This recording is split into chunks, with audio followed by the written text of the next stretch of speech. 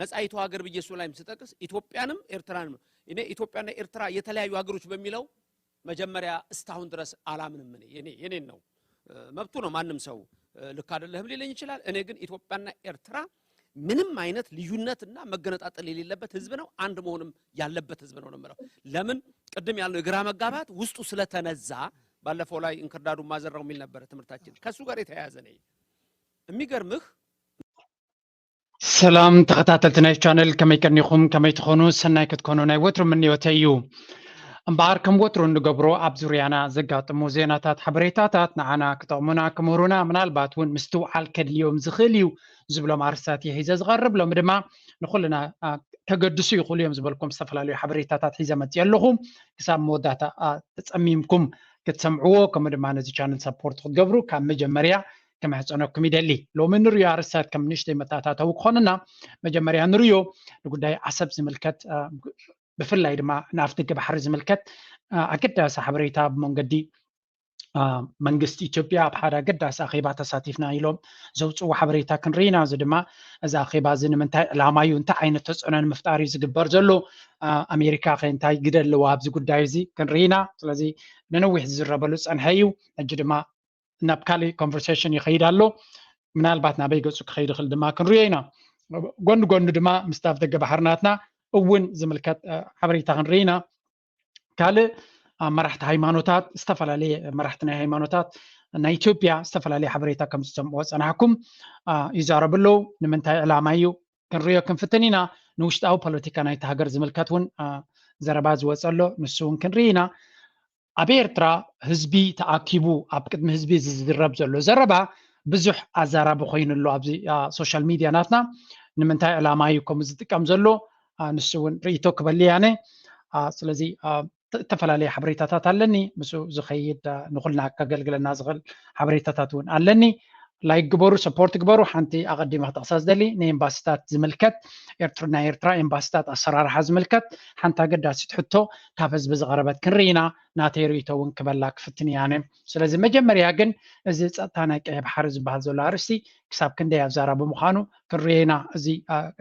كهان زاربات أنهن كالن دما تمليسنا هنرينا اسكبزن جمر بليس لايك جبرو سبورت جبرو نزي channel ناتكم دقف أزيها قداسي نابلكو نخيط حجي نسمع بزن جمر ማሪታይም ደህንነትና የጉዞ ነጻነት ጥምረት ባወጣው መግለጫም በቀይ ባህር ላይ ከለት ወደ ለት እየጨመረ የመጣው አደጋ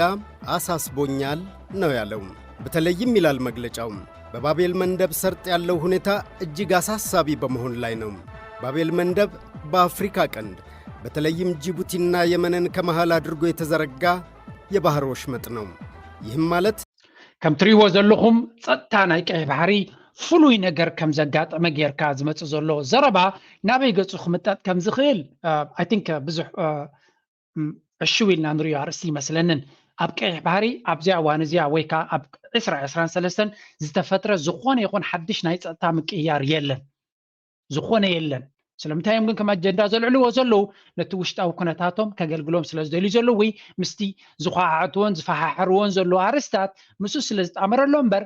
ጉዳይ ናይ የመን እንተኾነ ካብቲ ናይ ቀደም ዝነበረ ርግእ ዝበለ መንገዲ እዩ ኦፍ ኮርስ ኣብቲ ናይ እስራኤል ጀላቡታት ወይ ከመራኽብ ኣብ መሓዝ ዝርከብ ዘሎ እዩ እዚ ግን ኢትዮጵያዊ ብምህላዋ ተምፅኦ ለውጢ የለ ወይ ትቕይሮ ነገር የለን ሳክት ንፕሮፓጋንዳዊ ሃልክ እንተዘይኮይኑ ኣብ ቀይ ባሕሪ ጸጥታ ናይ ቀይ ባሕሪ ንምውሓስ ብፍላይ ድማ እቲ ባቤል መንደብ ዝበሃል ዘሎ ደቡባዊ መጻብቦ ናይ ቀይ ባሕሪ ኣብኡ 6-7 ሱፐር ፓወርስ ኣለዉ አሜሪካ በይዛሎም ፈረንሳ በይዛሎም ጣሊያን በይዛሎም ጃፓን በይዛሎም ቻይና በይዛሎም ካልኦቱን በባዓቅሞም ወክልና ኣለማው ስለዚ ኢትዮጵያ ብፍሉይ ኣብ መጽያ ተምጽኦ ጸጥታ ነገር የለን ፕሮፓጋንዳ ንኽገብሩ ስለ ዝደልዩ እምበር ጸጥታ ክትገብር ተደሊኻ ኣብ ውሽጢ ሃገርካ ጸጥታ ግበር መጀመርያ ብዛዕባ ዓለም ከይተዛረብካ ከለኻ ሓደ ግዜ ሲ እምበርዶ ተሃገሮም ይፈልጡ እዮም ኩነታት ናይ ዓዶም ይፈልጡ እዮም ኢልካ ንኽትዛረብ እውን ዓለም ስንታይ ትብሎም እውን ምዃን ግን ከም ዝበሃል የለን ኣብዚ እዋን እዚ ዘርከበይ ክፍክር ዝኽእል ብፍላይ ድማ ግዝኣት ናይ ወይ ከዓ ነቲ ልኡላውነት ናይ ኤርትራ ጥሒስካ ዝዝረብ ዘረባ ናይ ዘርከበ ብፍላይ ብወገን ኢትዮጵያ ፖለቲከኛ እየ ዝበለን ፕሮፓጋንዲስት እየ ዝበለን ዝዛረቦ ዘረባ እዩ ኮይኑ ዘሎ ስለዚ ኣብ ቀይሕ ባሕሪ ፍሉይ ኢትዮጵያ ከተምፅኦ ትኽእል ለውጢ የለን እንትርፎ ሽግር ክትፈጥር ተዘይኮይና ካብ ወፃኢ ድማ ኣብ ሶማልያ ኣብዚ ዝሓለፈ መዓልቱን ዜና ሂበኩም ነይረ ኣብ ልዕሊ ሶማልያ ዝነበረ ማዕቀብ ወይ ከዓ ኤምባርጎ ኣፅዋር ንኸይትገዝእ ዝነበረ UN ንዑ አልዕልላ ኣሎ ስለዚ ሶማልያ እውን ነታ ኣፍ ደገ ባሕርናታ ንከተውሕስ ምስቲ ናይ ኤርትራ ሓገዝ ተገበረሎም ኣብ ፅቡቅ ኣንፈት ዝኸደሉ ዘሎ መንገዲ ኢና ክንብል ንኽእል ስለዚ ከምኡ እውን እቲ ናይ የመንን ናይ ኢራንን ናይ ስዑድያን ዝግበር ዝነበረ ርክባት ነታ ኣብ የመን ዝነበረ ኩነታት ካብቲ ዝነበሮ ናብ ዝሓሸ ከምፅኦ ዝኽእል እምበር ናብ ዝኸፍእ ክገብሮ ይክእልኒ እዩ nothing new ግን ንሳቶም ኣጀንዳ ናቶም ይቕፅላሉ ንሽተይ ንስማዓዮ ድሕሪኡ ምስቲ ኣኼባ ተገይሩ ዘሎ ከነተሓዞ ስለ ዝደለኹ እየ እዚ ድማ ከም ቅድመ ኩነት ናትዮም ዝጥቀሙሉ ዘለዉ የዚህ የባህር ወሽመጥ በባህር ላይ ውንብድናም ሆነ በሌላ ምክንያት የደህንነት ስጋት ውስጥ መውደቁ በተለይም የአፍሪካ ቀንድ ሀገራትን ለከፋ ችግር መዳረጉ የማይቀር ይሆናል ማለት ነው። ከዚህ አንጻር ስሙ በከፍተኛ ሁኔታ እየተነሳ ያለውን ሐውቲን በተመለከተም የአሜሪካ መንግስት የአቋም ለውጥ ሊያደርግ እየተዘጋጀ እንደሆነ አመላካች ፍንጮች በመውጣት ላይ ናቸው። ፎክስ ኒውስ ሰሞኑን እንደዘገበው ከሆነ የፕሬዝዳንት ጆ ባይደን አስተዳደር የየመኑን ታጣቂ ቡድን ሐውቲን ዳግም ከሀገር ውጭ ካሉ ሽብርተኛ ድርጅቶች አንደኛው በማለት ሊፈርጀው እያጤነ ነው። የቀደመው የአሜሪካ መንግስት ማለትም የዶናልድ ትራምፕ እንታይ እዮም ክዛረቡ ዝፍትኑ ዘለዉ እቲ እንኮ ናይ ፀጥታ ፀገም ኣብዚ ቦታ ዝክህሉ ዝኽእል እቲ ናይ ሁቲ ሓይሊ ኣብ የመን ዘሎ እዩ እስስ ብኸመይ እዩ ኣብ የመን ዲቕ ዝበለ ውግእ ከሎ ሓንቲ መዓልቲ ተዛሪቦምሉ ዘይፈልጡ ዝነበሩ ሲ ብኸመይ እዩ ናይ ፀጥታ ፀገም ሎሚ ክኾኖም ዝኽእል ኣብ የመን እኮ ንዓመታት ዝቐፀለ ብርቱዕ ውግእ ነይሩ እዩ ከም ክፋል ናይቲ ውግእ ናይ የመን ዝነበረ ድማ ኢማራት ኣብ ኤርትራ ከም ዝነበሩን እንታይ ዕላማ ከም ዝነበሮን ናበይ ይቕፅል ከም ዘለዎን እዛ ትቕፅል ቪድዮ ከተርእየና እያ ድሕሪኡ ኣብቲ ኣኼባ ናይ ኢትዮጵያ ክንሰግር ክንፍትን ኢና ስለዚ እቲ ናይ የመን ጉዳይ ቅድሚ ናብኡ ምስጋርና ከም ዊ ጀስት እዚያ ጉዳይ እዚያ ናብዚያ ንስገር እስከ ፕሊዝ ላይ ግበሩ ሌትስ ኮንቲኒዩ ነዚኣ እዮም ከም ሓባይ ኣጀንዳ ክገብርዋ ዝፍትኑ ዘለዉ ግን እስከ ነዚያ ንስማዕ until the war began in 1998. But Assad's geostrategic importance has increased even further very recently since 2015. In that year, Eritrea allowed... So, again, the agenda is a ናይ ባሕርዶ ናይ ገለዶ ዝበሃል ዘሎ በዚያ ጉዳይ ክንሪያ ንኽእል እቲ ጉዳይ ስትራቴጂካዊ ኣገዳስነት ናይ ወደብ ዓሰብ ወይ ካተ ደቡባዊ ክፋል ናይ ኤርትራ ካብ መጠን ንላዕሊ ኣገዳስነት ስለ ዘለዎ እዩ እሱ ጥራይ ግን ኣይኮነን አንጽንሄልና ከብርሃልኩም ያነ ኣብ ዘይገልጽዎ ኮንቴክስት ክበኩም ይዝغሉ ንምንታይ ዕላማ ከኸውን ከም ዝኽእል allowed the United Arab Emirates to establish an overseas naval and air base in Assab, a base that enabled the Emiratis to launch rapid attacks on the Houthis in Yemen very close by from. The United Arab Emirates then dumped a ton of money into modernizing all of the facilities in Assab to sustain these military objectives in Yemen. Modern barracks, a brand new pier, and a brand new airstrip capable of handling So ዝሓቅነቱ ቬሪፋይድ ክኸውን ዝኽእል ሓበሬታ እዩ ግን እንታይ ኢና ንብል ዘለና ኣብቲ ናይ 2015 ዝጀመረ ናይ ብዙሓት ሃገራት ኢድ ዝነበሮ ውግእ ናይ የመን ብዓብዩ ካልእ ቪድዮ ገይረልኩም ነይረ ኣብቲ ውግእ ናይ የመን ግን እንታይ ነይሩ ስዑድያ ትመርሖ ኪዳን ብዙሓት ሃገራት በዓል ኦማን ካልኦት ግብፂ ኩለን መፅአን ኣብ ጎኒ እቲ መንግስቲ ናይ የመን ዝነበረ ኮይነን አንጻር እቲ ብኢራን ዝድገፍ ሁቲ ዝበሃል ብርቱዓት ተዋጋእቲ ናይ ውግእ ክእለትን ዘለዎም ዝተገበረ ረስሚ ኣብኡ ኢማራት እውን ኣብ ጎኒ ስዑድያ ነይራ ስለዚ ነቲ ውግእ ንኸሳልጠሎም ተባሂሉ ናይ ኢማራት ሓይሊ ንወደብ ዓሰብ ተኻርዮም ነይሮም ካብ ኤርትራ ማለት እዩ ምስ ኤርትራ ተሰማሚዖም እቲ ዞባ ሰላም ንኽውሕስ ስለዝግባእ ድማ እቲ ቦታ ኤርትራ ንኢማራት ሂቦሞም ነይሮም ኣብ ኤርትራ መፂኦም ነይሮም ስለዚ ነቲ ወደብ ዓሰብ ድማ ብመንፅሩ ሞደርናይዝ ገይሮሞ ኣማሒሾሞ ፀጊኖሞ ንስራሕ ድልውነት ከም ዘለዎ ምክንያቱ ብዙሕ ስራሕ ይሰርሑሉ ስለ ዝነበሩ ካብኡ ድሮናቶምን ነፈርቲ ኩናቶምን እውን ኣብቲ ወደብ ዓሰብ ከም ዝነበሩ እዩ ዝነግር ዘሎ ካብኡ ንየመን የጥቅዓ ከም ዝነበራ ስለዚ ካብኡ ወፃኢ እውን ሰራዊት ናይ ሱዳን ብገንዘብ ተዓሲቦም እውን ኣብኡ ይሳተፉ ከም ዝነበሩ ዝገልፅ ሓበሬታ እውን ኣብ ዝሓለፈ ኣብ ሓደ ሶርስ ወፂኡ ነይሩ ስለዚ እንታይ ኢና ንርኢ ዘለና ወደብ ዓሰብ ኣብቲ 2015 ኢማራት ይጥቀመሉ ከም ዝነበረን እዚኣ ናበይ ከስግርዋ እዮም ሕጂ ለስናብ ጽቡቅ ጌርኩም ስምዑ modern fighters and bombers. But then, as the war in Yemen continued dragging on with no end in sight, the United Arab Emirates began to withdraw from the war in 2019. And so they began to withdraw from their base in Assab as well. So, ኣብ 2019 ኣቢላ ካብቲ ዝነበረ ዝካየድ ዝነበረ ብርቱዕ ውግእ ኢማራት ከተዘልቕ ጀሚራ ከተዘልቕ ግን ኣይኮነትን ጀሚራ ስትራቴጂ ቀይራ ስትራቴጂ ናታ ድማ ስዑድ ዓረብን ካልኦት ሃገራትን ትኪዳን ኣብኡ ዝነበረ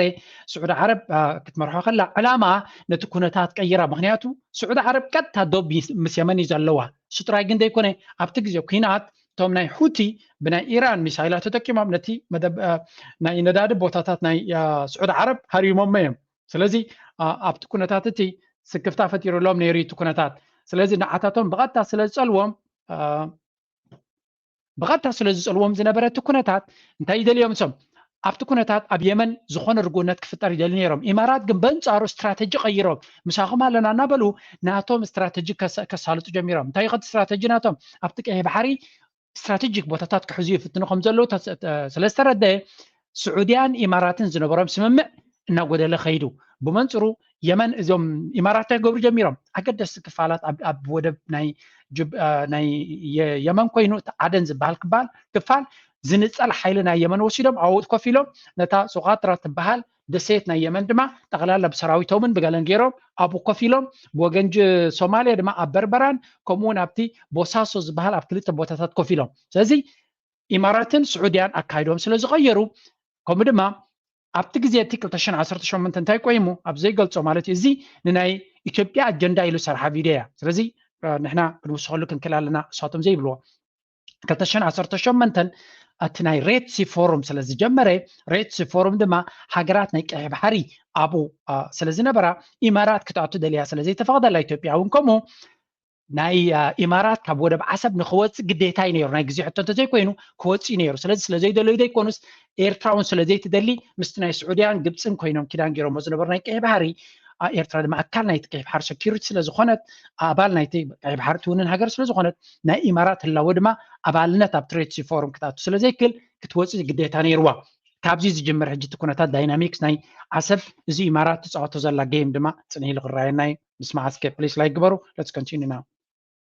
By 2021, there was reportedly very little trace of the United Arab Emirates' former presence in Assab at all, besides for all the work they put into modernizing it. This meant that after 2021, Assab has been basically a fully capable port and airfield just sitting there for a modern military to use. زعجي زون كاب ملوء حق نزلوا حبريتها يكونن كاب كلتشن أسران حدا يكونن كاب كلتشن أسران حدا already كالوت ريبورترز كم زلوا تودب عسب إمارات يتقاموا له 5 نبرو زعجي تبهال كله إيرترا جبنا يكونوا تنفتي ما زلا ودب كال حيلي تخاريخ تقاملوا نبوريو نبور كم مخانمة شدش تديم شو عتنا يعلم لا حيلتات أبجوبة تخاريهم يتقاملوا أبكالوت هجراتون ميليتري بيزس قالوا يا مكال عالم أب أمريكا تراي كباب كندي أمريكا تراي كندي نا أفريقيا وتهدروا مدبرات اللوا سلزي that's nothing أب أفريقيا تراي جنا يكون أب السعودية مدبر اللهم أب إمارات مدبر اللهم أب قطر مدبر اللهم أب كالوت بزح تجارات مدبر اللهم سلزي إيرترا حقت حساوي فلوي نجر لولا ونتا أدفيرا يكون تنبيسي با زي بيزنس كفالنا بيزنس ودبكا قال كفالناتو هذا فورين باور بحقي بسممع بكونترات نتبوتا يتكملوا زاد اللي جانزف دما يخاف لك سلازي إيرترا كيف في حفظ بحر سلازي لو قال كفالات نقومو كتقبر كاب حق وصاي كونن ويدما لولاونتك مشات معناتها يكون قال سبات اللهم زي كنتا دير داكم زخونه وصاي حيله باغرنا كات يدلني قال لمتى هات كملت افدق بحري إيرتران ودبنا حسب نسرحك تقام لا يدلنيا سلمتاي حزب إيرترا زبز حبي يزغمت أب ودب حسب إذا ودب بات إذا أخلون حزب إيرترا تقام الكاب حسب سي مركب أب حسب الراجيف كاسي نكرن وين أسمر خط تقام لي تخلنيها نوحدي السنة سلزلو سلزي ودب حسب نكال استراتيجيك نجار داي خط تقام لي تخلن بار إيرترا أي دايركت اللوجيستكس كنت تقام لي تخلنيها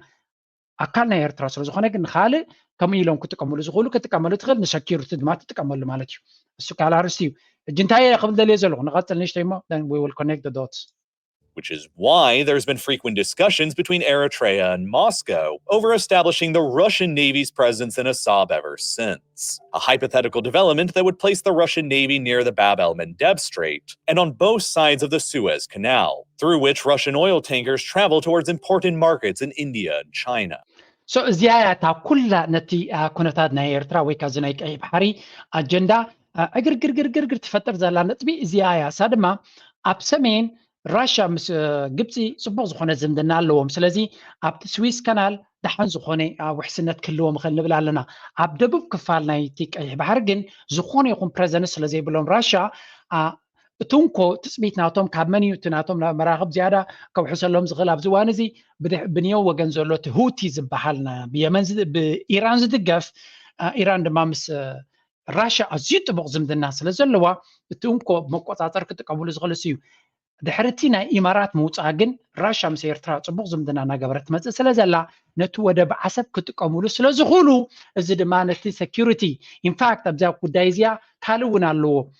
ኣብዚ ጉዳይ እዚ ኣሜሪካ ጥራይ ኣይኮነትን ዘይትደሊ ዘላ ወይ ኢማራት ጥራይ እውን ኣይኮነትን ዘይትደሊ ዘላ ኢቭን ቻይና ራሽያን ቻይና ወላ እኳ ፅቡቅ ዝምድና እንተለዎም ሚእቲ ካብ ሚእቲ ግን ይተኣማመኑ ክንብል ኣይንኽእል ኢና ስለዚ ኣብ ኤርትራ ቻይና ብዙሕ ኢንቨስትመንት ኣለዋ ብዙሕ ጠመተ ስለ ዘለዋ ወደብ ዓሰብ ምናልባት ንሶም ይደልይዎ ክኾኑ ክእሉ እዮም ካብ ራሽያ ንላዕሊ ስለዚ ናይ ክልቲኦም ኢንቪዚብል ወይ ከዓ ብቐጥታ ክትሪኦ ዘይትኽእል ናይ ስልጣን ወይ ከዓ ናይ ስትራቴጂክ ክርፍስ እውን ክህሉ ከም ዝኽእል ይርዳእካ ምክንያቱ ኤርትራ ምስ ቻይናን ምስ ራሽያን ፅቡቅ ዝምድና ገይራ ኣላ ኮይና ከተብቅዕ ክልቲኦም ግን ሓደ ካብኣቶም ምክንያቱ ኣብ ጅቡቲ ቻይና ፅቡቅ ስትራቴጂክ ቦታ የብላን ረዲኹም ኣለኹም ንሽተይ ቦታ እያ ሒዛ ዘላ ምስቲ ኢንቨስትመንት ናታ ኣብ ጅቡቲ ዘሎ ከምኡውን ኣብ ኢትዮጵያ ዘለዋ ክሳብ ክንዱ ዘተኣማምን ሽርክነት ቦታ ሒዛ ኣላ ክትብል ኣይትኽእልን እያ ስለዚ ከም ሎጂካል ወይ ከም ተራሰብ ክትሓስቦ ከለካ ቀጥታ ምስቲ ኣብ ኤርትራ ዘለዋ ዝምድና ኣብ ኤርትራ ቤዝ ክትገብር ነይሩ ወይ ክትብል but what is complicating this issue ስለምንታይ እዮም ቻይና ናብ ኤርትራ ክመፁ ዘይከኣሉ ብርግፅ ኣሜሪካ ስለ ዘይትደልዮ ዘላ ኣሜሪካ ዝኾነ ቻይና ዓብ ቤዝ ኣብ ኤርትራ ክትሕዝ ኣይትደልን እያ እዚ ከዓ ንሪኦ ኣለና ናይ ኤርትራ ነገር ኮምፕሊኬት ዝገብሩ ኣሜሪካ በይኖም እውን እገዳ ዝገብሩ ዘለዉ ኤርትራ ኣብ ኤርትራ ዘሎ መንግስቲ ክእሎ ጥራዮም ዘልዩ ዘሎ ሰብ ንዓታቶም ከገልግል ዝኽእል ሳተላይት ወይ ከዓ ናቶም ኩርኩር ክኸውን ዝኽእል መንግስቲ እዮም ዝደልዩ ዘለዉ እዚ ድማ ኣይተኻለን ኣሎ ስለዚ ካልእ መንግስቲ ከም ቻይና ወይ ራሽያ ኣብ ኤርትራ እንተኣትዩ ዕድል ዝበሃል ክህልዎም ስለ ዘይኮነ ንሱ ከየጋጠመ ከሎ ከመይ ጌርካ ኮምፕሊኬት ትገብሮ እቲ ነገር እዩ ትሕቶ ብኸመይ ከገብርዎ ይፍትኑ እስከ ነዚኣ ስማዕ ድሕሪኡ ክንሰግር ኢና And thus, if the Russian Navy ever established itself in Assab, Moscow would be highly incentivized to ensure Eritrea's continued independence in order for them to continue hanging on to Assab. And so, before that can ever happen, Ethiopia might rationalize that it would be better for them to be the ones to seize control over the port of Assab first. ስለዚ እዚ ቴማ ናይ ቀይሕ ባሕሪ ወይ ከዓ ወደብ ኣፍ ደገ ባሕሪ የድልየና እዩ ዝብል ዘሎ ኢትዮጵያ ብፍሉይ ቀይሕ ባሕሪ ስለ ዘድልዮም ዘይኮነ ኣሜሪካ እቲ ናይ ራሽያ መፂኻ ኣብቲ ቦታ ኮፍ ምባላ ናይ ቻይና እውን እዚ ጉዳይ እዚ ዘይተርፍ ሕቶ እዩ ምስቲ መንግስቲ ኤርትራን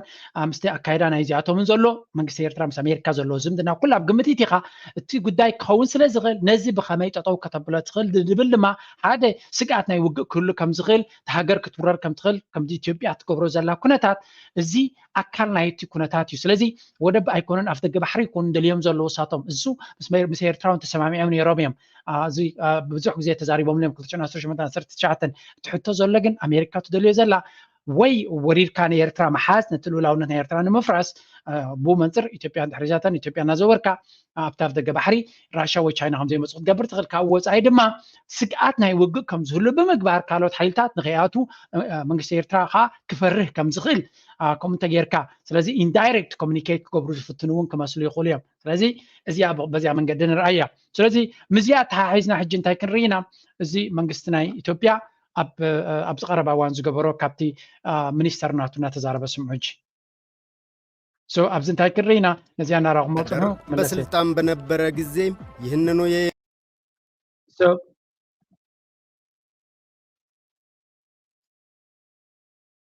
one second please okay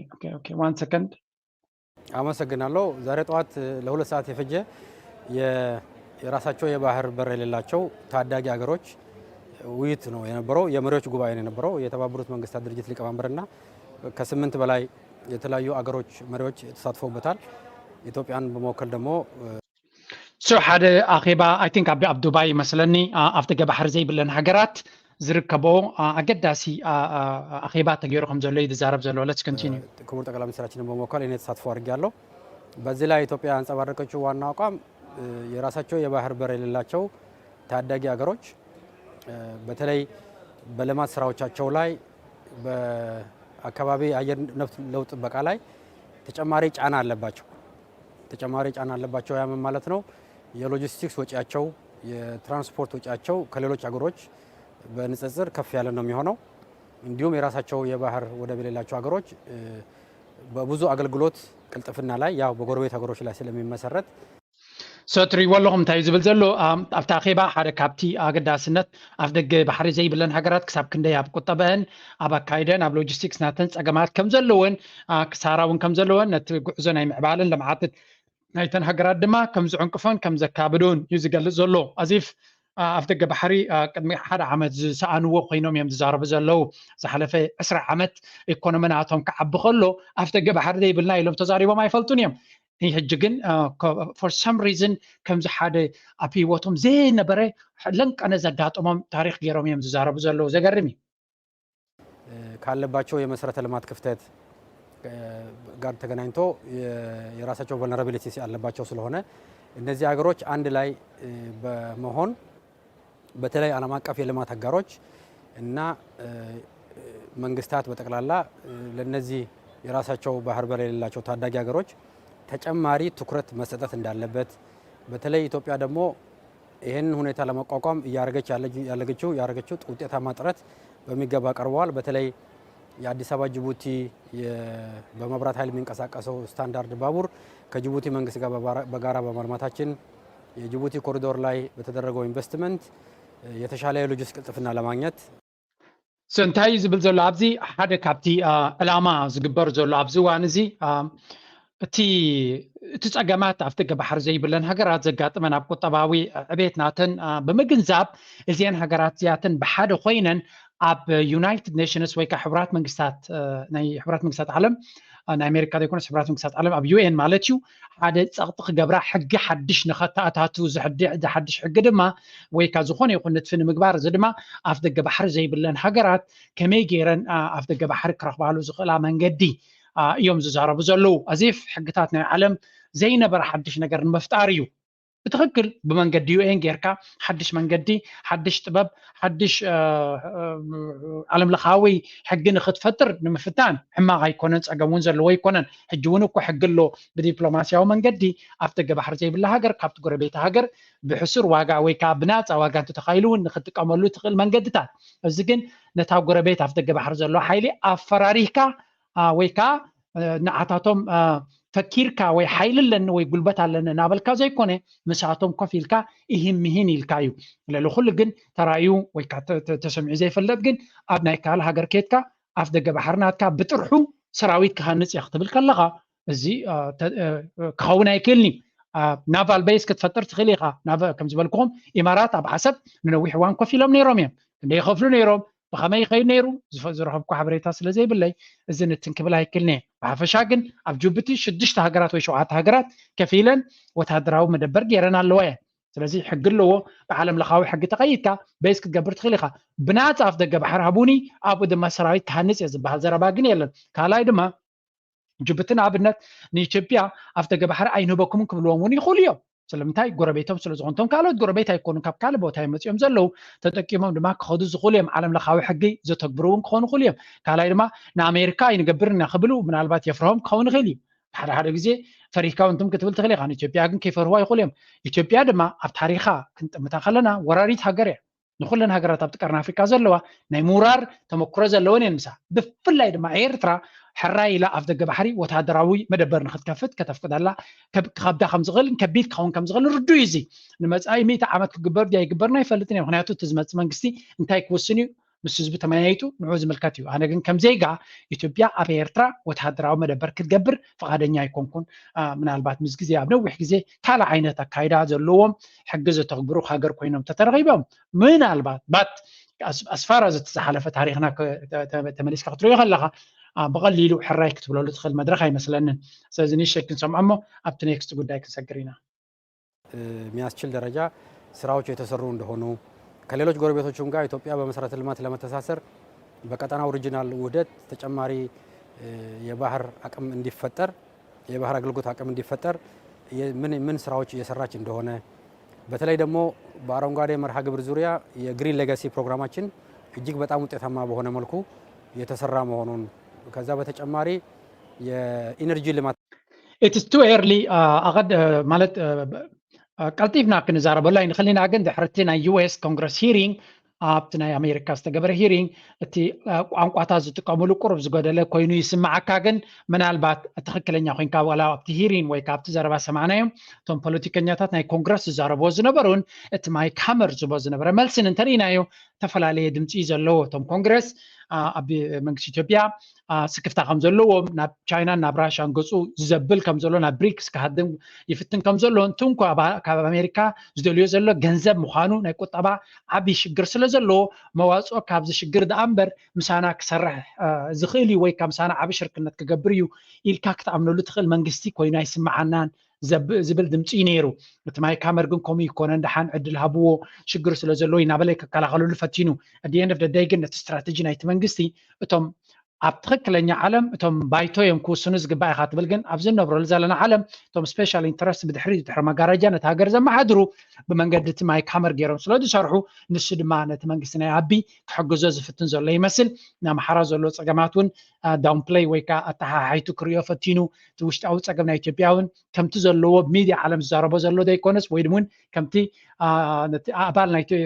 መራሒ ናይቲ ቸርማን ናይቲ ባይቶ ዝነበረ ናይ ኣሜሪካ እቲ ጄምስ ዝበሃል ዝበሎ ዓብ ፀገም ዘሎ ሃገር ምዃና ብቁጠባ ኣብ ሕማቕ ደረጃ በፂሓ ዘላ ኢቨን ነቲ ዕዳናታ ክትከፍል ዘይትኽእል ኣብ ዲፎልት ክታቱ ትኽእል ምዃና ሃገር እናገለፆ ከሎ ንሱ ግን ከምኡ ከም ዘይኮነ ክሸፋፍነላ ይፈቲኑ ካብቲ ውሽጣዊ ፖለቲካ ናቶም ከይወፃና ድማ ኣብዚ ዝተፈላለየ ቪድዮታት ይወፃ ኣሎ እስከ ንሪኦ ድሕሪ ናብ ናይ ኤርትራ ክንሰግር ኢና ቤተክርስቲያንን ስማት እህል አታቃጥል ህፃናትን አትግደል ሽማግሎችን አክብር ወንድ ተወንክ ደግሞ ወንድ ለወንድ በዛ በተራራው ላይ ተዋጋ መንደር ለመንደር ለምን ታውደለድላለህ እንዴ የጀግና መፈታተኛው እኮ ከተማ ላይ አይደለም መንደር ለመንደር አይደለም ወጣ ብሎ ነው ትግሩ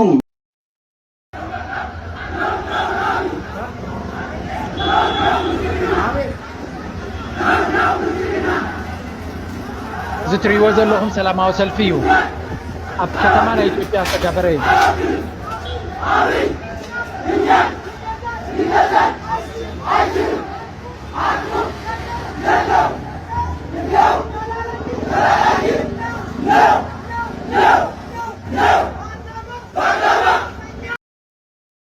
ሜዳ መርጦ የጀግና እኮ መዋጊያ አለው ቦታ አለው እኮ ዝም ብለህ ፈሪዱላ በገዛ ወርቃችን በገዛ ብራችን ድሮን ገዝተህ አገር ታጠፋለህ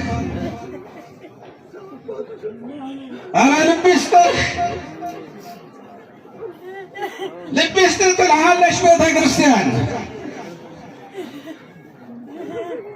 ዛሬ የቆምኩት ሽማግሌ ነገ መሬት ስገባ አታገኘኝም እኔን ማን ይመሰክርልሃል ማን ይናገርልሃል ታሪክህን እዚ ቪድዮታት እዚ ኣብ ትዊተር ብዙሕ ሼር ዝኸውን ዘሎ እዚ ንሪኦ ዘለና ኣቡነ ሉቃስ እዩ ዝበሃል እንታይ ዓይነት ማዕርግ ኣለዎ ኣይፈልጥን እየ ግን እዚ ዝበሎ ነቲ መንግስቲ ህዝቢ ይቐትል ከም ዘለዎን ህዝቢ የሳድድ ከም ዘለዎን ነቲ ሰራዊት ድማ ብትክክል ውግእ ትደልዩ እንድሕር ኮይንኩም ድማ እቲ ዝዋጋኩም ዘሎ ሓይሊ ኣብ ገጠራት እዩ ዘሎ ኣብ ደገ እዩ ዘሎ ኣብ ከተማ ብድሮናትን ብገለን ጌርኩም ቆልዓን ሰበይትን ምቕታል ዘገድደኩም ምክንያት የብሉን እናበለ ዝዛረብ ዘሎ ምክንያቱ እዚ ድማ ንሱ ጥራይ ዘይኮነ ፓፓስ ጥራይ ዘይኮነስ ካልኦት ዋላት ውሽጣዊ ሂውማን ራይትስ በሃል ተጣባቂ ሰብኣዊ መሰላት ናይ ኢትዮጵያ እውን እንተኾነ ኣብ ዝሓለፈ ዓብይ ሪፖርት ገይሩ ኣብ ልዕሊ ሰላማዊ ህዝቢ ዝግበር ዘሎ ኩነታት ሞትን ስቃይን ከምኡውን ኣገይን ኣብ ኢትዮጵያ ኣብቲ ናይ ኣምሓራ ክልል ብዙሕ ዓመፅ ይፍፀም ከም ዘሎ ይዝረብ ዘሎ ብዙሕ ረይብ ብዙሕ ዓመፅ ይፍፀም ከም ዘሎ ብዙሕ ደቂ ኣንስትዮ ይዕመፃ ከም ዘለዋ ነዚኣ ሕቶ ድማ ኣብቲ ናይ ኮንግረስ ሂሪንግ እውን ዓመፅ ኣብ ትግራይ ዝበሃል እንተነይሩ ዓመፅ ኣብ ኦሮሚያ እንተሎ ዓመፅ ድማ ኣብ ኣምሓርኛ ኣብ ኣምሓራ ቀትለትን ዓመፅን ኣብ ኣምሓራ ኣብ ኦሮሞ ኣብ ትግራይ እንተሎ ኮይኑ ሓደ ዓይነት ምልክት ንርኢ ኣለና ኢሉ እቲ ቸርማን ናይቲ ኮሚቴ ኣትሪሩ ዝሓተቶም ነዚኣ ሕቶ እዚኣ ግን ማይ ካመር ኖ ከምኡ ክንብል ኣይንኽእል ኢና ብምባል ነቲ ሪሊ ኣብ መሬት ዝረአ ዘሎ ኩነታት ክሽፍን ከም ዝፈተነ ርኢና ነርና ኣብቲ ናተይ እውን ገሊፀ ነይረ ከይትኩም ኣብቲ ቪድዮ ክትሪእዎ ትኽእሉ እዮም ስለዚ እንታይ ኢና ንርኢ ዘለና ኣብዚ ኩነታት እዚ ብተደጋጋሚ እቲ ውሽጣዊ ጉዳይ ናይ ኢትዮጵያ ብፍላይ ኣብ ክልል ኣምሓራ ዘሎ ኣብዚ እዋን እዚ ሲሪየስን ሓደገኛን ከም ዘሎ ከምኡውን ኣብ ኦሮሞ ኣብቲ ናይ ኦሮሚያ ዘሎ ውግእ ኣንፃር ኦነግ ዝበሃል ብዙሕ ሰራዊት ሰዲዶም ከም ዘለውን ንዑ ብሓይሊ ንምእላይ እውን ተወሳኺ ድሕርቲ ስምምዕ ምስ ፈሸለ ተወሳኺ ሓይሊ ሰይዶም ከም ዘለው ይንገር ኣሎ ስለዚ ውሽጣዊ ጉዳይ ናይ ኢትዮጵያ ነዚ ይመስል ሓደ ጀነራል እውን እቲ ኩነታት ናይ ኢትዮጵያ ናብ ዝበኣሰ ክኸይድ ከም ዝኽእል ከም ገለ ፋሕ እንተይልዋ ሃገር ድማ ብርቱዕ ዝኾነ ጃምላዊ ህልቂት ከጋጥም ከም ዝኽእል ምክንያቱ ኣብ ውሽጢ እቲ ህዝቢ ብዙሕ ቂምታን ብዙሕ ፅልእን ብዙሕ ፀገምን ከም ዘሎ ኣምሓሩ ምስ ተጋሩ ዘለዎም ኩነታት ሴንሲቲቭ ከም ዘሎ ናይ መሬት ጉዳይ ኣሎ ኣብቲ ውግእ ኣብ ትግራይ ዝነበረ ብዙሕ ሕማቕ ኣጋጢምና ዝብል ኣሎ ብወገን ኣምሓሩ እውን ብተጋሩ ብዙሕ ዓመፅ ተፈፂምና ዝብል ኣሎ ስለዚ ኣብ መንጎ ክልቲኦም ህዝቢ ብዙሕ ፀገም ከም ዘሎ ነዚ ድማ መፍትሒ ፖለቲካዊ መፍትሒ እንተዘይተገይሩሉ እታ ኩነታት ፋሕ እንድሕር ኢላ ኣብ ዓለም ተራእዩ ዘይፍለጥ ህልቂት ክግበር ከም ዝኽእል ብዙሓት ኪላታት እዮም ዘጠንቅቑ ከምኡ ኣብ መንጎ ኣምሓራን ኣብ መንጎ ኦሮሞን ዝግበር ዘሎ ምቅትታል ምፍርራ ተሃዲድን በዓስን ፈኸራን ኣብ ዝዋን እዚ እቶም ኦሮሞ ኣብ ስልጣን ኣለው እቶም ኣምሓራ ድማ በቶም ኣብ ኦሮሞ ዘለዎ ዝግበረልና ዘሎ ብዙሕ ፀገም ይናበሉ የብሉለው ኣብ ካልኦት ዞባታት ተኸይድካ እውን ተመሳሳሊ ስለዚ እዚ ናብ ካልእ ህልቂት ከምርሕ ከም ዝኽእል ዝገልጹ ብዙሓት እዮም ካልኦት መራሕቲ ሃይማኖት ድማ ነዚ ኩነታት ዝተጠቂሞም በዓል እዚ አሁን ድረስ አላምንም የኔ ነው መብቱ ነው ማንም ሰው ልክ አይደለም ሊለኝ ይችላል የተለያዩ ሀገሮች በሚለው ተጠቅስ ኢትዮጵያንም ኤርትራንም እኔ ኢትዮጵያና ኤርትራ የተለያዩ ሀገሮች በሚለው መጀመሪያ እስካሁን ድረስ አላምንም የኔ ነው መብቱ ነው ማንም ሰው ልክ አይደለም ሊለኝ ይችላል እኔ ግን ኢትዮጵያና ኤርትራ ምንም አይነት ልዩነትና መገነጣጠል የሌለበት ህዝብ ነው አንድ መሆንም ያለበት ህዝብ ነው ነው ለምን ቅድም ያለው የግራ መጋባት ውስጡ ስለተነዛ ባለፈው ኣብዚ ቪዲዮ እዚ አገኝ ንዞም መራሕቲ ሃይማኖት ብጣዕሚ ክንጥንቃቅ ክንከላለና ብፍላይ መራሕቲ ሃይማኖት ናይ ኢትዮጵያ ቅድሚ ሕጂ እንተሪናዮ እውን ኤርትራ ኣብ ግዜ ፌደሬሽን ሓደ ካብቲ ኣብ ህንደሳ ናቶም ነይሩ ነቲ ህዝቢ ብሃይማኖት ናይ ኦርቶዶክስ ሓደ ይናዶ ገለዶ ኢሎም ነቲ አንድነት ዝበሃል ብጣዕሚ ደፊኦም ንህዝቢ ኣብ ምእማን ዓብ ተራ ተፃዊቶም ነይሮም እዮም ዝኻ ታሪክ ምስክር ኣለና ሕጂ እውን እንተኾነ ህዝቢ ኢትዮጵያን ህዝቢ ኤርትራን ክፈላለ ዘይብሉ እዩ ብፍላይ ሪስፔክት ዝኾኑ መራሕቲ ሃይማኖት እናመፁ ነቲ ህዝቢ ዝጥቀሙሉ ቋንቋታት ልክዕ ከምቲ ናይ መንግስቲ ካልእ ዓይነት ፕሮፓጋንዳ እምበር ካብኡ ዝፍለ ይኮነን ሃይማኖት በተደጋጋሚ ብፍላይ በወገን ኢትዮጵያ መሳርሒ ናይ ፖለቲካኦም ከም ዝጥቀሙሉ ንዓና ኣብ ኤርትራውያን ትራዲኮንስት ማለት ኣብ ትግራይን ኣብ መንጎምን ዝነበረ በዓላቶም ዝዛረብሉ ዘለው እዮም ነቶም ኣብ ትግራይ ዝኸዱ ዝነበሩ ሰራዊት መሪቑ ይሰዶም ከም ዝነበረ እቲ መራሕቲ ሃይማኖት ተገምጢሎም ሕጂ ድሕሪ እቲ ሰላም ምምፅኡ ድማ ናበይ ገጾም ከም ዘበሉ ስለዚ እቲ ገለገለ ኣካላት ናይቲ መራሕቲ ሃይማኖት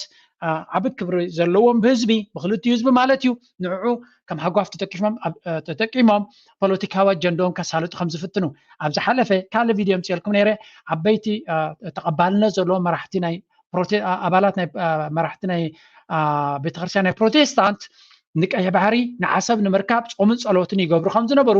ዓሰብ ናቶም ከም ዝኾነት ወላ እውን ብውግእ ከምልስዋ ከም ዝግባእ ይዛረቡ ነይሮም ኢቭን ገለሎ ሓደ ከዓ ከምኡ ነቶም ሰራዊት ነተን ታንክታት ከማን ዝባርኸን ርየ ኣለኹ ስለዚ እዚኦም መራሕቲ ሃይማኖታት ኣስተውዒልና ክንሪኦ ኣለና ብኡ ተሸብኡ ጌርካ ናይ መራሕቲ ናይ ኢትዮጵያ ኣነ ብዚኣ ድማ ድሓናፍታ ኔክስት ቶፒክ እውን ተመሊሰ ምሳ ኮኔክት ክገብረ ኣብዚ እዋን እዚ ብዙሕ ኣብ ሚድያ ናይ ኤርትራ ዝዝረብ ዘሎ ንዑ ቅድሚ ምስጋርና እስከ ነዚያ ከም መሰጋገሪት ንርአያ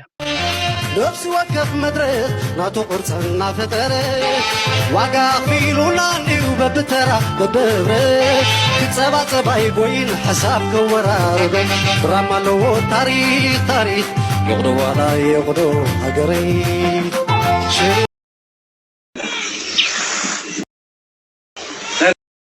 እዚ ኣኼባ ናይ ህዝቢ እዩ ኣብ ሶሻል ሚድያ ብዙሕ ትዘውር ዘለያ ኣብ ንኡስ ዞባ ድባርዋ ዓዲ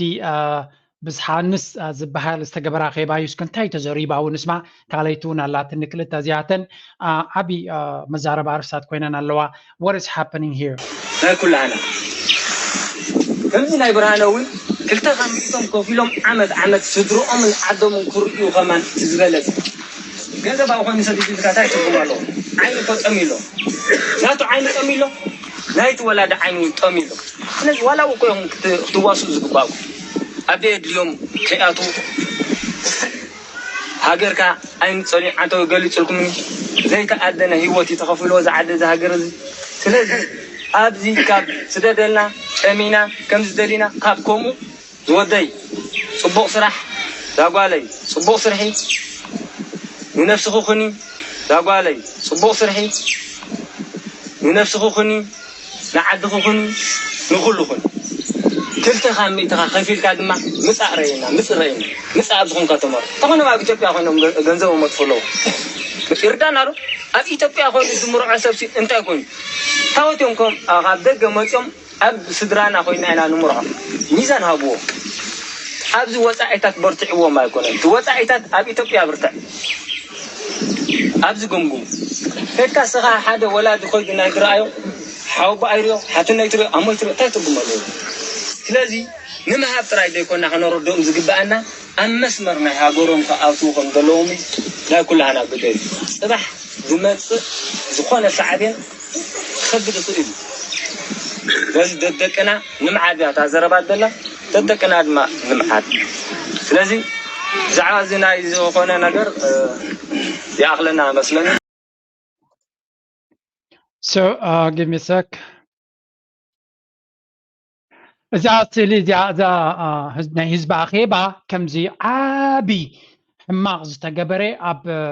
ኤክስ ኣብ ትዊተር ማለት እዩ ፕሊዝ ፈሎ ግበሩናው ብዙሕ ሰብሲ ህዝቢ የሰራጥሎ እዚ መንግስቲ ከምዚ እንታይ ዘሰራት እንታይ ፀገም ኣሎ ትዝበለ ሰብ ናብ ዓዱ መፅዩ ኣክንዳ ሃገረ ጓና ኸትኩም ትርዩና መፅኹም ኣብ ዝረአዩና በልዎም ንደቅኹም መባልሲ ብናተይ ከም ጆርጆ ክሪዮ ከለኹ ዝኾነ ይኹን ጌጋ የብሉን ሕማቕ የብሉን ሓጢኣት የብሉን እንታይ ግን ትፀገም ተመሳሳሊ ኣብ ኢትዮጵያ ኣብ ዓዲ ኣምሓራ እንተተገይሩ ኣብ ትግራይ እንተተገይሩ ኖርማል እዩ እዚ ነገር እዚ ኣብ ሱዳን እንተተገይሩ ህዝቢ ተኣኪቡ ወታደራት ምሶም ተተዛሪቦም ኖርማል እዩ ኣብ ኤርትራ ዝግበር ግን ኤቭሪቲንግ ሸይጣናዊ እዩ ገለዶ ያ እንታይ ፀገም ኣሎ ህዝቢ ኣብ ዓዱ ኣና ቪድዮ ናተይ ቅድሚ ሕጂ እውን ከምኡ ኢለ ነይረ ብዝተኻለ መጠን እቲ ህዝቢ የስ ኦፍ ኮርስ መንግስቲ እውን ፕሮሞት ክገብራ ክኽእል ኣለዎ እቲ ህዝቢ ነቲ ህዝቢ ኣብ ደገ ዘሎ ናብኡ ንክመፅእ ብዝተፈላለየ መንገዲ ፕሮሞት ክገብሮ ወይ ከዓ ክስዕቦ ክትክእል ኣለካ ዕድላት ክፈጥረሉ እቲ መንገዲ ቀሊል ክኸውን ከም ዝኽእል ክግበር ክኽእል ኣለዎ ኢልና ሰብ ናብ ገዝኡ መፅኡ ኣብ ዓዱ ከይዱ እንተተመርዓወ እንታይ ኮይኑ ሓጢኣት ዝኸውን የስ ኣብ ትግራይ ፀገም ኣሎ ንኣብነት ሕጂ ዲቕ ዝበለ ፖለቲካዊ ፀገም ኣሎ ተጋሩ ግን ኣብ ዓዶም ይኸዱ ኣለዉ እዮም ፀገም ስለ ዘሎ ጠጠው ኣይበሉን ካልኦት ሃገራት እውን ሱዳናውያን እውን ኣብነት ኣብ ዓዶም ውግእ ኣሎ ኣብ ዓዶም ክኸዱ ግን ፀገም የብሎምን ስለዚ ወይ ከዓ ንዓዶም ምኻድ ስትሬንጅ ወይ ሕማቕ ነገር ኣይኮነን እዚ ዘረባ እዚ ከም ጆርጆ ክሪኦ ከለኹ ዝኾነ ሕማቕ የብሉን ደቅኹም ተማሃሩ በልዎም ፅቡቕ ስራሕ ንኽረኽቡ መዓድዎም ንጥቕሚ ናይ ሃገርኩምን ንረብሓ ናይ ሃገርኩምን ንክሰርሑ ንረብሓ ናይ ህዝቦም ንክሰርሑ ኣጆኹም በልዎም የስ ዌር ኢዝ ፕሮብለም ናብ ዓድኻ ኸድካ ገንዘብካ ኣብ ሃገረ ጓና እናተፀረፍካ ኢትዮጵያ ክትኣቱ ከለኻ ወይ ናብ ካልእ ሃገር ኣብ ኤርፖርታት ብዙሕ ፀገማት የጋጥም ይንሰብ ኣይዶኖ ንነፍሲ ወከፍ ድዩ ዘጋጥሞ ግን ኣነ ክዝክር ከለኹ ኣብ ሱዳን ንኣብነት ቀደም ሱዳን ክኸይድ ከሎ ሰብ ያ ሓበሽ ሓጀ ገለና ተባለ ክብርታት ናቱ ይዝንጠል እዩ ብገንዘቡ ይተሓዝ ገለመለ ግቦ ክፈል ትበሃል ገለመለ ንዓድኻ ክትከይድ ከለኻ ኣብ ዓድኻ ከይድካ እንተተመርዓኻ እንታይ ፀገም ኣለዎ ኦፍኮርስ እቲ ዝሓለፈ ኩነታት ብዙሕ ሰብ ንኤርትራ ንኻቱ ፀገም ከም ዘሎ ርዱ እዩ ሓድሽ ነገር እውን ኣይኮነን ንኣብነት ኣነ ዘይከትክዎ ኩልኻትኩም ኪዱ ክብላ ይክልኒ ኣነ ንባዕለየ ከትኩን ኣለኹ ሶፋር ስለዚ እቲ መንገዲ ሰይፍ ምዃኑ ወላ እኳ ካብ ሃገሩ ተወፀቲ ሰብ ክሳብ ክንደይ ውሕስነት ኣለዎ ንዓዱ ክምለስ እዚ ኣገይ ብዙሕ ጎስጓስ ዘድልዮ ኮይኑ ይስማዕኒ እቶም ደገፍቲ ዝነበሩ ህዝቢ ምስ መንግስቲ ደው ኢሎም ዝነበሩ ዓዶም ከይዶም ተተመርዓው ኣብ ምስራ ቤቶም እንትኾኑ ግን ፀገም ዘሎ ኮይና ይስማዓንን እዩ ከምዚ ዓይነት ኣኼባ ህዝቢ ንህዝቢ ተኣኪቦም ከም ተተዛረቡኻ ፀገም ዘለዎ ኣይኮነን ካልኦት ኩለን ሃገራት ዝገብሮ እየን ስለዚ ኣገይን እዚ ዳብል ስታንዳርድ ፀሊእና መትና ኣለና ኣብ ትግራይ ክግበር ከሎ ኣብ ዓዲ ኣምሓራ ክግበር ከሎ ኣብ ካልእ ክግበር ከሎ ዝኾነ ፀገም ዘየለ ክኸውን ከሎ ኣብ ኤርትራ ክግበር ከሎ ግን ከምዚ ዘይተራየን ዘይተገብረን ቅድሚ ሕጂ ከም ዝተገብረ ጌርካ ምቕራብ ኣቲንክ ቅቡል ኣይመስለንን ካልእ ተዛርብ ዝነበረት ቪድዮ እውን ኣብ ዘላ ንስማዕ ያስከ ድሕሪያ ናታይ ሪተክብ እየ ድሕሪኡ ብዛዕባ እቲ ናይ ኤምባሲታት ዘሎ ኣርእስታት እውን ክንትንከፍ ክንፍትን ኢና ለስከ ንመን ኣለዎ ዝግለዎ እኮ ተባሂሉ ይቐደም 20 ዓመት ክሸመን ንኸለኻ ብደም ኣይሰምዕ እንደልካዮ ትባጅጎ ኣይርኢ እንደልካዮ ትረቢ ይርባ ይሰምዕ ካብ 4 ኪሎ ንመቐለ ይድርቢ ፍዳ 20 ዓመት ብድርብ ወሃቢ እዚ ኣይትበሉ እቲ ኢትኩም ያ ማለሊታውያን ውሑድ ኣይበደልኩሞምን ንኤርትራውያን ሓርጭ እምበር ትንፋስ ዝሰኽዑ ተኾይኖም ሕጂ ንሪኦም ምዕራባውያን ምሳኹም ይጥፋዕ ሕጂ ድምፂ ኹናትን ድብያን ኣብራኽ ምስተሓምሸሸ የለን ዝላን ጉያን እዋይ ነበር ምዃን ክሓስም እዋይ ነበር ምዃን ክሓስም ሓፍኮፍ ትብል ኔርካስ ተሓርግስም ግጥምስ ውዕ ዋጋብር ትውክል ያልዓኻ أنا عود زرخ بلا حنت معلت الله يجرحي بيناي كم زعود كا أي تفعنني مرحي ما أصابي بزي قدس قوبيه زقم من نابولكو زقسقس نأكوي زلمس زتنت كشر حتاز زفرس بدوي زخلص نصبح زقسقس إرتراويا هزبي بعود زقسقس سعر الزي الحياة نخدمي زقسقس أيكون اللوم مسحفاش ماميقه اتقدم كواتا هزبي بعد أنا برخاري يا أخي شعقن ننفسي كوينن عغاياتي برهان كلتينا بحيلي يا بريقه كواتا هزبي بعد أنا برخاري يا أخي شعقن ننفسي كوينن عغاياتي برهان كلتينا بحيلي يا بريقه زعب خي قلبي كسكاقن أنا تعليقه إرترا مريت هامبر هزبا عيد لينن يزبل شروح بحقوتاتك عبزبني كدقمو حقيقة أنا بحاجر يوادق نسخاب عليت بوراجا كتتنتنز فتنكا نسخاغا كشمن እዚኣ ቪድዮ እዚኣ ብዙሕ ተዛርብ ከም ዘላ ንህዝቢ ኣኪቡ ፅልይ ጉስጉሳሉ ህዝቢ ንፕሮፓጋንዳ ናይ ሻዕብያ ይጥቀመሉ ንከምዚ ዓይነት ንሕማቕ ኣብ መንጎ ህዝቢ ፅልእ ንምፍጣር እዩ ኣብዚኣ ቪድዮ እዚኣ بمولا ريخم حزب تجراي تلايخم يو حزب تجراي حماق يو حزب تجراي كمزيز تبل كفال الله ديلا انت الله خوينا قربوا لي حزب تجراي تصرف وين حزب إثيوبيا تصرف قدمي بمولا نعمنيا نبتي مرحنت نهي واحد زنبري زغنعتيا كاب حزب تجراي بمولا يكون نبارات كيلو كفيل نيرو كبارات كيلو حف بيلو نما غلزم تكبر كله نتمرحنتيو نتمرحنت كنتاي غيرو يتصرف زلو سلمنتاي يتصرف اندي تيزربا دحانسك سلمنتاي كم تصرف زلو كابتوم حزبوم دين سمع انتاي كبيدنا بعلنا نزربلهم نزيا سمعوا هاي باي ذا واي تغرا بتبي لفلا حلف 30 عام خاز تزرم تفايلم لوقعو ولون نياتومي تعصوا ايلم لوقعو ولون خزينا نفلطنا لكس لإيرتراون ل 30 عام تعطيهم مام اسرائيل قال عامته عصوا تقب كتكون غيرهم مام مسنا أوروبا هاجرات دينا أمريكا هاجرات بمقررة تبيلي في إيرترا عصوا تكون غير واي عصوا لم نواقع له وسم صرح وسيراب كاليو هكدف وي بوليسي يغير وهكدف كغير كخل له ناتنا عاوم دروس لزقنا عاوم زلهم هاجرات قدم بروفيسور تناغر نبر كإيرتران كليلاو هاجر لمليت በሳንክሽንም ይሁን ዋትኤቨር በሚደረጉ ነገሮች ኤርትራ ተነጥላ እንድትታይ ያደረገ ያለው ቲፒኤልኤፍ ከአካባቢው ማህበረሰብ እንዲነጠል የተለያዩ ማዕቀቦች በላዩ ላይ እንዲጫኑበት ለማድረግ ነው። የመጀመሪያው በኢጋድ ደረጃ፣ ቀጥሎ በአፍሪካ አንድነት ደረጃ፣ ቀጥሎ በተባበሩት መንግስታት ደረጃ በሶስቱ ምርከኖች ሰፊ ስራ ተሰርቷል። an open secret that we're doing the bidding for Ethiopia.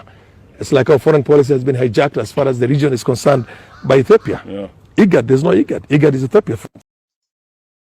خير اللي حركوينه عادة تجارو تدفيران كذب هالورق ورق الله نصحن زي قاعد يحرر الله أبطل الله ما نطب بهالورق بسفي خلقه حلوه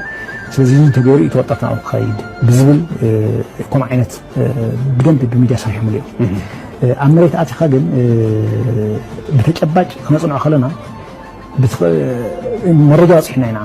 أنا سيد فرعين بالمرجعات هنا نصار قلنا عبيت دفيران من دفيرون مع السدفيران في البلا صارين نصحن زي قاعد قومي لهم سلوي كتب والله أمريكا إلا تم تزارفون ديام بنايب علم حيل إذا والسمارة ومحيلتات إحنا شعبي كنوال طاعت كنز صمم وده كنسيو ومعينة الناس ملخ تاعي ما نتم غيرهم مالت ما نتم بمعيار ركاشنا كل شيء كتر في متر قوم خذ جوار عندنا رمو كي تدفرنا زلان السوق أقاتنا أنا بحر خمس على خلنا جن عيت 5000 رجال أجندة توهي ونجن كم شبر شو راح يكون تبيلي فلك كابتن كرمات قوس خلوا ما بيجي أزاون تاب بيتك سان كي ترى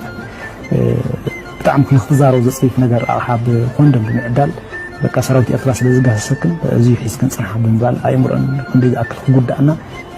في وقت أتمنى سيون أبزي كون سمعت كابتن أنتي زي عينت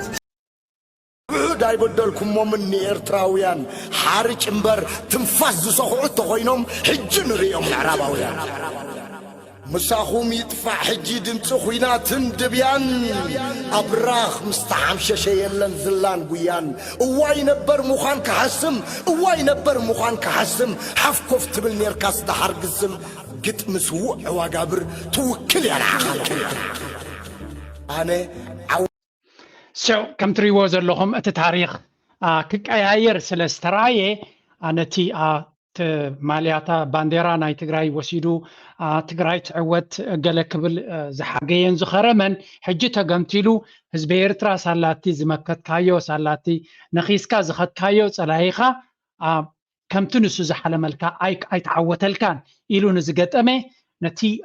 ንዑ አንጻር ህዝቢ ኤርትራ ኩሉ ዓይነት ተጻቦታትን እገዳታትን ዘውርድ ዝነበረ ንዑ ካብ ስልጣን ካለ ስለዝኻለ ጽልያ መንጎ ህዝቢ ትፈጥራ ኣለኻ ኢሉ ዘጉርዕ ሰብ ዕላምኡ እንታይ ከም ዝነበረ ንጹር ይኾነካ ማለት እዩ ስለዚ ኣብዛ ስነ ጥበባዊ ስራሓት ናይ I think ሳዋይ ዝበሃል መስለኒ ንሱ ሳዋ ሽኮር ዝበሃል መስለኒ ንሱ ዝገበረ ነው ጎይቶኦም ይሽሙ ንሱ ዝገበረ እቲ ግጥሚ ነቲ ዝነበረ ምረት ኮፍ ኢላ ብኤርትራ ዝሕለፈ ስለዝኾነ ጽቡቕ ገይሩ ክስምዖ ይኽእል ናይቲ ኩሉ ዝወርዶም ዝነበረ ኣደራዕ ሕጂ እውን 100 ተዓዊቶም ማለት ኣይኮነን ግን ነቲ ኩሉ ኣደራዕ ዝፈጥረሎም ዝነበረ ስርዓት ካብቲ ቆረሻ ዝነበረ ስለዘውረድዎ ክገጥሙን ክዝይሙን ተጀሚሮም ከጉርዓካ ተጀሚሩ ናትካ አጀንዳ ስለደይ ሰርሐ ኣምበር ንሱ ሕማቕ ዘረባ ስለተዛረበ ይኮነን ኣብ መንጎ ህዝቢ ጽልእን መፍጣር ድማ ዝገበረ የለን አንጻሮም ደው ኢሉ ክጸርፍን ንኩሉ ህዝቢ ሓንሳብ ኣራዊት ዝብል ዝነበረ ሓንሳብ ሰራቂ ዝብል ዝነበረ ሓንሳብ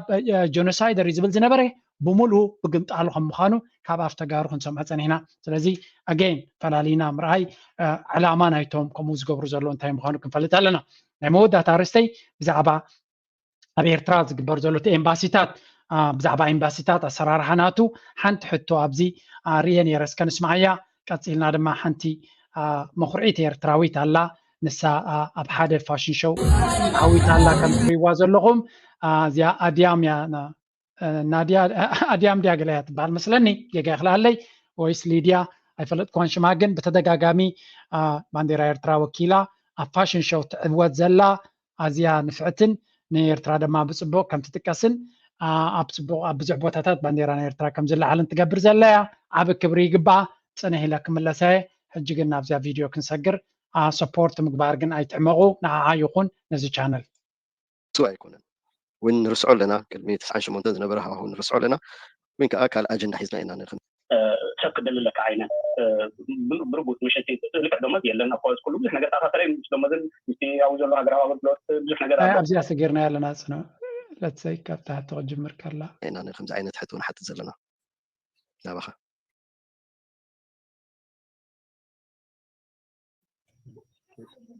اوكي زيادة حتى نسمع يا حجي زبلت بزعبا امباسي حفشاو كل تاساسرن نيو تي امباس خبر بعدها كل تاساسرن زي اتحداوي كانتنا مالتيو قال تجمعت على النابو رؤي تجمعت يو نجاربو دس زي اللي يسوون يجاربو لنا لو يجاربو امباساتنا بدغديو ايفن اب مشتا عادي كتسالو توت دل النجار زي كمتيرو يزلسي شكل لك عينه بربط مش انت لك دوما ديال لنا خالص كله احنا قاعد اخرين مش دوما مستي عاوز له اغراض بلوت احنا قاعد له يعني اوشتي زبر ايفن ماني خا زاربو نايت فلتني خمالت من كتبانا نابنا حدا يتفقوا الى انت تقمت على الناس تايمس لك انا اخو خير كان دي مش انا قاعد متسالت تسمد لاي سلام تاع لي بوك اخذ كفل بكفيلك بوك سي ملكتكاي كوني ايكوني متفقك تبو يشوفي ግን በሴም ከይድ እንዳ خلها مساحه ዘሴም ከይድ ቃል አለኻ አሳሊቱ ከተብል ትሪ ኻናሽ ዝመስል እዚ ናሽ ታይኮነን ማለት እዩ ስለዚህ ሳብስ እንታይ ትለና እንበስ ዋላ ኩሉ ለከ መጀመርታ የታዊ አደገ ተብ ማለት እዩ የትራዊ ካብ ሀገሩ ከላካ ስድሉ ኩሉ ጊዜ ለገ ደሳበ ያለው እጂ አብ ሀገር አብ ተብለሉዋን ብዙታሽ ማውስ ምንታሽም ዘጠራጥሩን አይኮነን ማለት እዩ ክንጎብሮ ንኽእል ብዙሕ ኢንፎርሜሽናት ዝጎድል ኣሎ ኣብ ኩሉ ክጥና ፈታት ኣሎ ኣብ ብዙሕ ነገራት ኣሎ ኣብ ኩሉ ብጣዕሚ ኢንተርኔት ሰብዓዊ ክገብር ዘልዩ ክኸስብ ጥራሕ መክሰብ ቢዝነስ ገይሩ ሰብኣዊ መክሰብ እንታሽሙ ክገብር ጥራሕ ኣይኮነን እቲ ገንዘብ እንደገ ክውፅእ ካለ ዝተፈላለየ ሰብ ዝተፈላለየ ሓይዲ ኣሎ ክህሉ ክእል ግን ዝበዝሕ ሰብቲ ዓድና ከመይ ጌርና ንሕግን ኢቨን ኣብኡ ከመይ ገይሩ ሰብ ባዕሉ ዋላ ኢቨን ነቶም ኣብ ኤርትራ ዘለዉ ዋላ ከመይ ገይሮም ነብሶም ተኺሎም نحن دقة لسبون عاد مخسرين عندي ورحوي مشاركة وحوالات سددنا بسدرة أسألك إحكادي خوالا وهل زين كان جا قبل اللي كانت تسوي كتب له حدي أنا دول كان حدي تاع بلح حاول كذا أحتاج قبل أبتح حتى أبتي من صوت كلامنا زلوا سلامات أبي أبدأ نقول نقول إن باشتاتنا أم محتاج حدي بقول كسب يدبر نجار مالك كذي بقول كسبات أو دمر كي لهم قد يقول جن دمر سلزي له تسفي تسفى ضغط عينات ترى حل ما تسلنا يعني له أقدر ستحطه thank you hopefully أبراهام سمير هذا ثم من الباش مستي أكون تتحازي أبت investment تراح زي تكوري كونن سو مستي بوليس أسرار حنا بإمباسينا بكال إنه من قصة كلا زلت بزعبا investment بزعبا وفرنا بعدك تزارب كلها أسرار حنا يتمنجستي أجابناتو أقدر سنة زلويو يتبابع عكاري تسفى غرزة كاس كت ملسنا أبراهام نسمعج so من الباش كل بوكس تايتل لندن منك أنا كراينا تيجي just تقولون كلهم please أبتي مور مبلغات ما هبكي كنا بتحطوا تدحبوسي التفنان نزوم أنا thank you أبراهام قلت كم دي بأتقل على هم ترد أخوة مع نقطاتنا بيروقراسي قالوا كم دي corruption عينتها تدمت دربو أنا يناتو تمكروي بلي جن قات مني الكهات زارب يتخلينها سمتاي أبت بيروقراسي زلوا سبات ولا أنا منجستي تكال يخون نمبر كم دي بس هاي ود خايت محلل زبل قال زرار باله مثلني أي كموتات مع نقطات هاي فترونيم سجمات هاي فترونيم سبي سب كايس راحني قبل أي كلني نعيا قات من أنا كدمنا بيتوبيا زعبق ويا أبو بزح أزماري بلين ولا حتى أبتي عبيت تكالت تخيل إذاعته خم حدا زيجا تخيل إذاعته كسب حاجة نيجاتيف زخونة كابلا يتجبر لين za natka tamakro gega akhlaka kelni tamakro alika khon khali ganti kan dkhn gabro zelna anta maslaka ti mangisti kan policy hizo zguaz ntayu ab corruption zero tolerance yuzalo ab corruption harb corruption tatahiska dami hayal kabid مصاتي مسكا نزخ انا حنا هنا قالسون دحر كم زي عينت محنقطات رينا كنوكس كنكلا لنا قال اب امباسي زلو شجرات بس أنا مسبب خير كيكون إزبل أنا زي عبد الحجاب شودن بزح سجمات لنا إمباسي هجي أونلاين بوك تجبر كابزخون كبابي شودن كيركا أبتي إمباسي أخا صراحة قاعد يفكر كله قاعد يفكر قال تخيل مالتي اتصلت هجي أسرار حمل بشكره كبد زبالة هون بس سبات مكيار يمتز هون قالوا إتيز متز سبك سبك نمتاي أب سيرفيس بيس زخون سبيو دوام مكوت صار ليو زي أب ባህርያት ናይ ሰብ ተፈጥሮ እዩ ዝብል ዝተወሰነ እዩ ዝብል እምበር ብፖሊሲ ደረጃ ንዓንቅፆ ነሸግሮ ነዚ ህዝቢ ኢሉ ብፖሊሲ ደረጃ ዝስራሕ ኣይኮነን ግን ኣብ ኤምባሲታትና ብዙሕ ፀገም ከም ዘሎ ንፈልጥ ኢና ሚኒስትሪ ወፃኢ ኸማን በዚ ኣጋጣሚ ክንሕብር ንፈቱ እምበር ፀገም ኣሎ ኣብ ሃገረይ ከይደ ግን ኣነ ከምዛ ዝበልካ ናተይ ተመክሮ ካብ ሃገሩ ፍሉይ ዝበለዮ ኣነ ኣብ ዝኾነት ሚኒስትሪ ከይደ ቆፀራ ገብር በዚ በታ ዝፀውዑኒ ከዓ ከይደ ኣዛሪበ ካሕቶ ዝግብኣኒ ሓቲተ ይመፅእ ኣብዚ ሕጂ እውን ናተይ ተመክሮ ኣብ ኢንቨስትመንት ሴንተር ከይደ ናተይ ቢዝነስ ቀሪበ ኣብዚ ኮይነ እየ ኸማን ዝከታተሎ ብቴሌፎን ሰብ ወኪል ገለመለ ኸማን የብለይን ይከታተሎ ኣበይ ከም ዝበፅሐ ኩሉ ምስቲ ኢንቨስትመንት ሴንተር እየ ዝዛረብ ማለት እዩ ዝኾነ ዓይነት ኮመንት ወይ ኮምፕሊት ግበር ዝበሃል ነገር ክመፀኒ ከሎ ኣብዚ ኮይነ እየ ዝውድኦ ስለዚ እቲ ንሕና መቕንዕና እንተተበጊስና ኣብኡ እዚ ትብሎ ዘለካ ማሕንቆታት ከማን ክስገር ከኣል እዩ ወይ ከዓ እቲ ማሕንቆታት ክእለየሉ ዝኽእል መገዲ እውን ክንፈጥር ዜጋዊ ግዴታና እዩ ኢለ እየ ዝኣምን በዚ ግን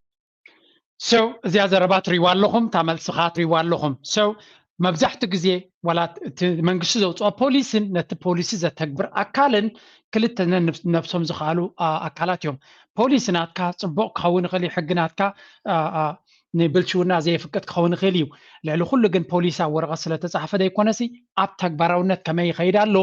ኣብ ሰብ ኣሚንካ ዘይኮነስ ናይ ቁፅፅር መንገዲ ናይ ኦዲት መንገዲ ክፍጠር ክኽእል ኣለዎ ስለዚ ኣብ ግለሰባት ዝምርኮስ እንድሕሪ ኮይኑ እቲ ግለሰብ እንተተበሪህዎ ፅቡቕ ዝሰርሕ እንተሰልችይዎ ሕማቕ ዝሰርሕ እንተኮይኑ ብፍላይ ኣብ ካልኦት ሃገራት ናይ ኣፍሪቃ ከይድካ እንተሪኢኻዮ እቲ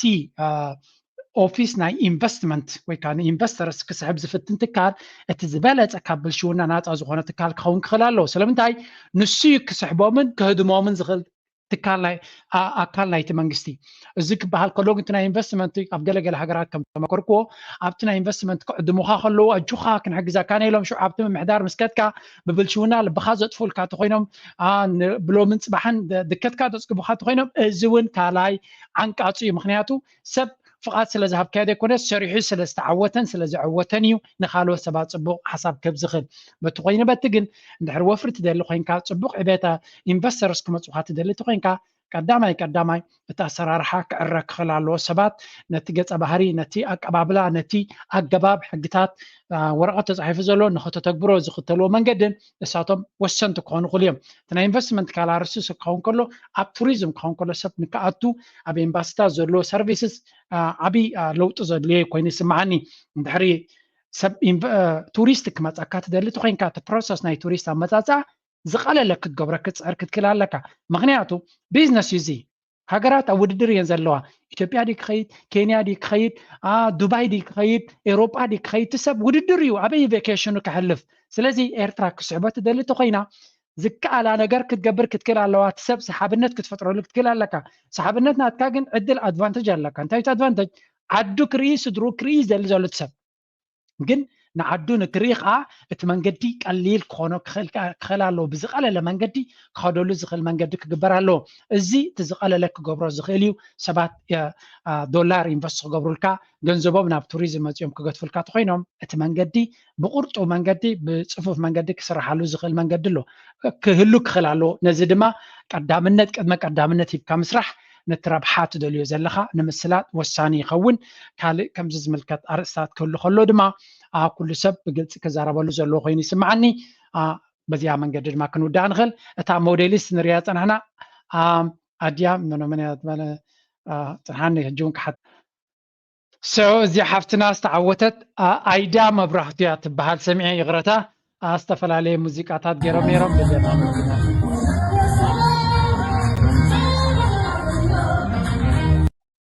እዚኣ ትሪእዋ ዘለኹም እያ እንኳ ሓጎሰኪ ክብላ ይደሊ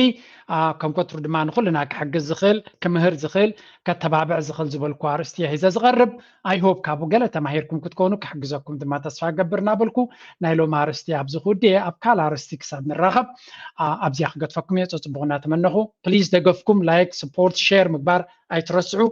ሕብረተሰብና ንክቕየር ነፍሲ ወከፍና ክንክተሎ ዘለና ካብ ኤስያውያን ብፍላይ ካብ ቻይናውያንን ህንዳውያንን ክንመሃሮ ዘለና እዩ እዚኦም ሕብረተሰብ እዚኦም ነፍሲ ወከፍ ሳንቲም ኣብዘይ ቦታ ኣይትወድቕን እያ ዘየድልዮም መጋየፂ ኣይገዝኡን እዮም ገንዘቦም ብኣገባብ ይሕዝዎ ኢንቨስት ይገብርዎ ስቶክ ማርኬት ከምኡውን ክሪፕቶ ኣዝዩ ኣገዳሲ እዩ ኣብዚ ካልኣይ ንሶምን ደቆምን ኣብ ትምህርቲ ብፍላይ ድማ ኣብ አይቲ ኣብ ኢንጂነሪንግ ኣብ ቢዝነስ ዝለዓለ ተኩሮ ኣለዎም ዳትስ ዋይ ድማ ማይክሮሶፍትን ጉግልን ብህንዳውያን ከምኡውን ኣብ ካልእ ኤስያውያን ዝመርሑ ሳልሳይ ድማ ነፍሲ ወከፍ ዘለዎም ገንዘብ ኣብ ዓዶም ገዛ ድዩ ቢዝነስ ብምህናፅ እዮም ዝዓብዩ ነዚ ክሕግዝ ዝኽእል ዝተፈላለዩ ፕሮግራም ኣለና ከምኦም ንኽንዓቢ ክንክተሎን ክንመሃሮን ዘለና እውን እዩ ስለዚ ተጠቀሙሉ ይብለኩም ቴንክ ዩ ቨሪ ማች